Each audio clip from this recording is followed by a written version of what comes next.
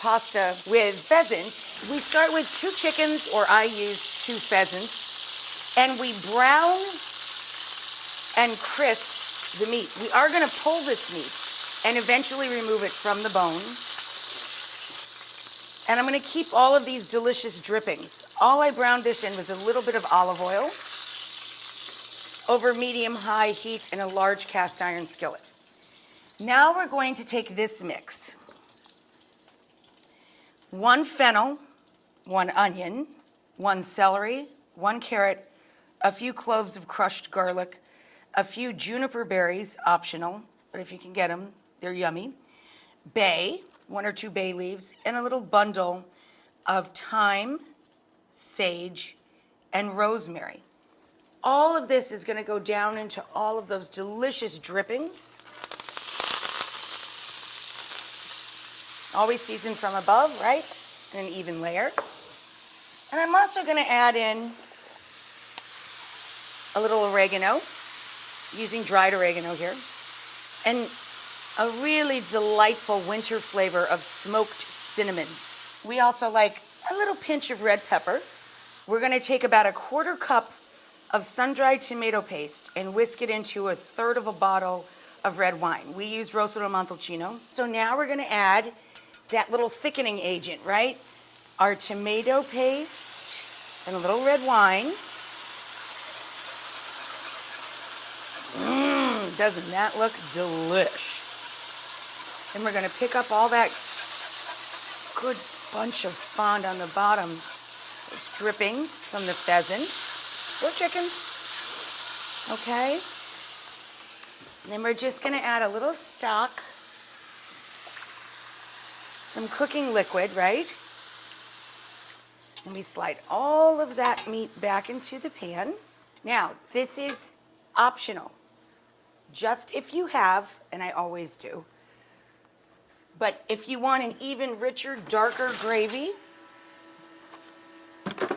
you can take a little tab of demi-glace. Really, any flavor would work. Happens to be roasted chicken demi-glace. But it's just like an extra, about 1.5 tablespoons, 2 tablespoons of richness to add. That just makes it darker. It's delicious as is with just the wine and the stock and the paste. It's fine. For the pasta for this, I like really wide ribbons. Pappardelle. I like really wide ribbons of pasta. You need something kind of sturdy that will stand up to this. It's going to be pretty meaty. So we're going to put this in the oven for 45 minutes to an hour until the meat is fully cooked through and fairly tender, right? Kind of falling off the bone. And then we're going to separate the meat from the bone and add it right back to our sauce. So if you don't have a pot with a lid, you want to use 2 layers of foil. And hon, will you smush that around and pop it in the oven for me? I took the pheasant, or you can use chickens, of course, out of the oven for our holiday pasta dish here. And I let it cool a little bit. And then you pull the meat and drop it back into that beautiful sauce that we made.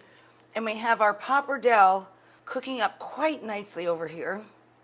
And we're going to do the most important thing to marry pasta and sauce. We're going to add a cup of the starchy cooking water to the sauce we're trying to marry the pasta with. And then we're going to mix that together with the drained pasta, which you can take out with tongs or throw into a strainer, up to you. So I'm going to use the strainer today. We take all of the pasta and add it to all of the sauce. So we always undercook our pasta a little bit, guys, because we want it to continue cooking while we're combining it with the sauce, right? So we want to take that time to emulsify the cheese and the sauce with the pasta itself. Now we're going to add some chopped soft dates. Now we're going to add more texture and flavor with some toasted pine nut, mint, parsley, and our fennel fronds from the bulb of fennel that we used. And there we go, guys.